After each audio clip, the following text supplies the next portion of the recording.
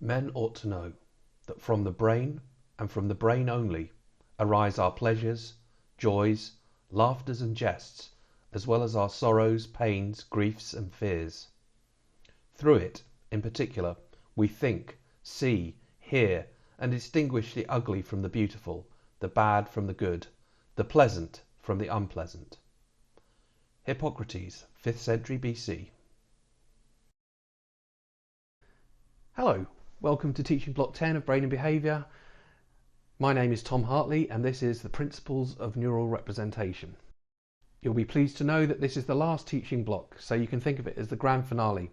And as we come towards the end of year 2 and the end of the strand, the idea is to draw together some of the threads that we've been thinking about and talking about, and to see whether we can identify some general principles about the way that information is represented and processed in the brain.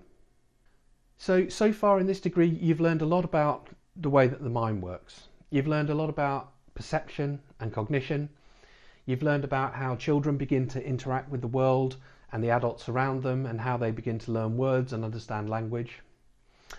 You've learned about how an individual interacts with society, and you've learned about what makes each individual different, and you've learned about the way that the mind goes wrong sometimes in cases of mental illness or neurological conditions.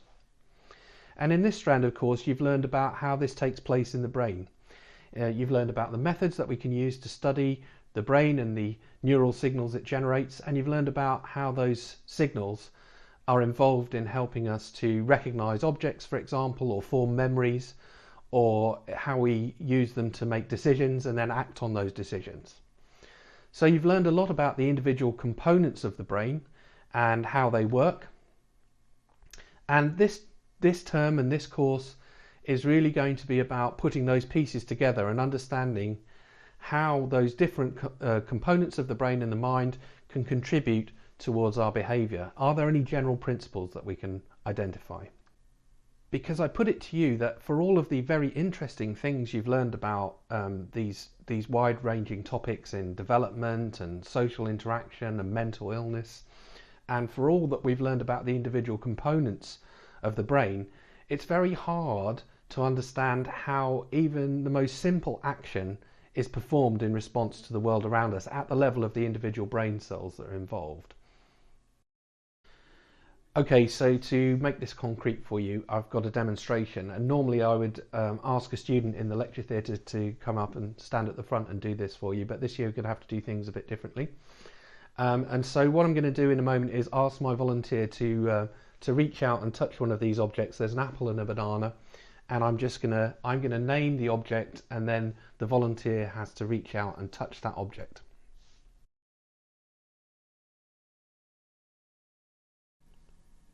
Banana. Well done. Okay, so thanks very much. And what you could see from that demonstration was that my volunteer was able to understand the word that I said, so could translate those vibrating air molecules into neural signals that were processed by the brain, and allowed him to recognize the word that I'd said, and then identify the object that the word corresponded to, pick it out from the two objects that I was holding in front of him, reach out with his hand and touch the named object. So this really quite a basic kind of action, probably one of the more simple things that we've considered on the course really, but still it would be incredibly difficult for anybody here if I was to ask anybody to try and explain how that worked. It'd be really difficult to do it, and I'm confident I can say that because I don't think there's any neuroscientist in the world that could explain the whole process from start to finish of being able to hear those sounds and then reach out and touch the named identified object. So even a very simple activity like that, very simple process, can't be readily explained at the moment in terms of the underpinning neuroscience. Now, you know, in the future we hope maybe it will be possible to understand that whole thing, but we're not there yet. So what I want to do with this teaching block is to try and help you to work through the process of what do we actually know about it, and are there any general principles that we can understand that will help us form theories about how such simple activities might take place. So it would be great if we could explain even simple behaviours like reaching out and touching a banana in terms of their underlying neural mechanisms. But how could we even begin to summarize the activity of all of the billions of neurons involved? How can we even begin to understand something so complex? And that's the point of our principles. If we can identify some general principles that govern the way that information is represented and processed in the brain, then we perhaps have a chance to begin to summarize and understand and explain what is going on in a task like that. So I guess that before we go very much further, I ought to say something about what we mean by the term representation. And in fact, I found that it means different things to different people. Lots of different kinds of scientists have studied representation, and they often use the word in different ways, but it can mean different things to psychologists and to philosophers and to computer scientists. So it's important to be clear what we mean about it on this course. Neuroscientists tend to use the word representation to refer to the way that different kinds of information are transmitted in the activity of individual neurons or groups of neurons. So it kind of an analogy, if it helps, is to think about the way that, say, the digit 1 and the spoken word 1 and the written word 1, they all represent the same abstract number concept. And in the same way, our brains need to represent concepts and percepts and actions internally in a kind of code. And so neural representation is really considering how percepts, concepts and actions are represented internally as they're processed in the brain. And we can, if you need to have a more formal definition, I've got this one from a paper by Villarroel in 2017. And this is based on informal responses in a survey of over 100 neuroscientists. And this summary definition is kind of a useful one if you want a more formal way of describing what neuroscientists mean. So a neural representation is a pattern of neural activity that stands for some environmental feature in the internal workings of the brain.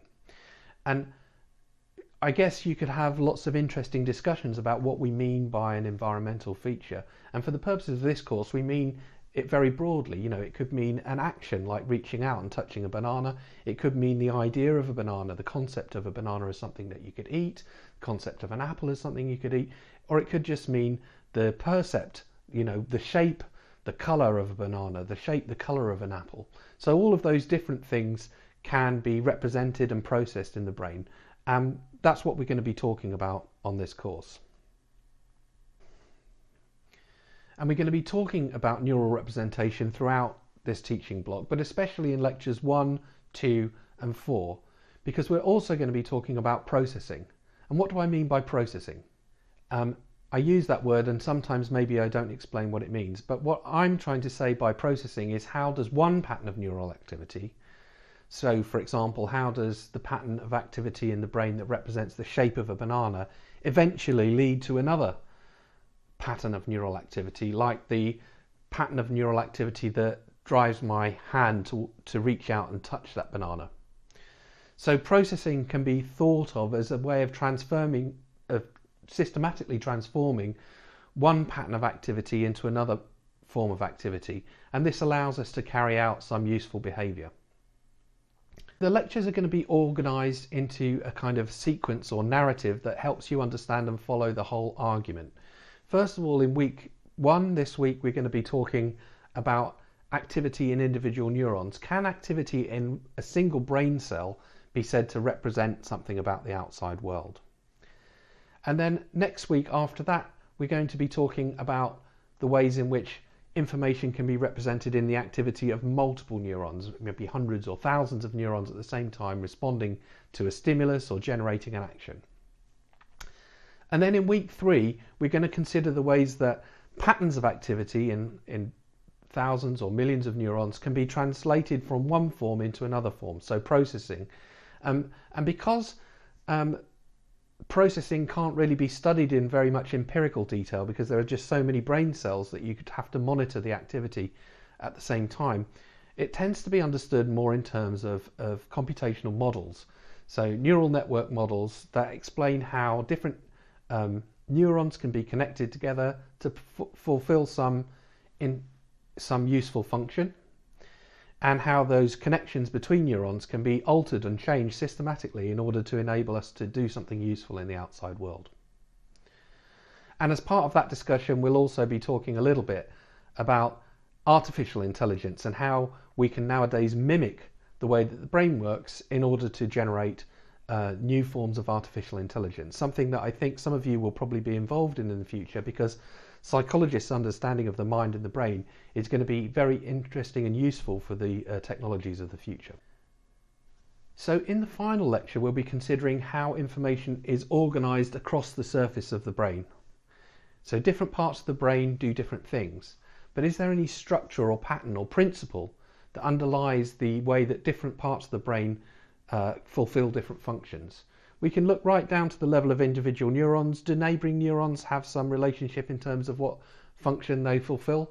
And then we can go out to bigger and bigger scales until eventually we consider the shape and size of the whole brain and look to see whether there are any patterns in the way that information is organised and processed across the surface of the entire brain.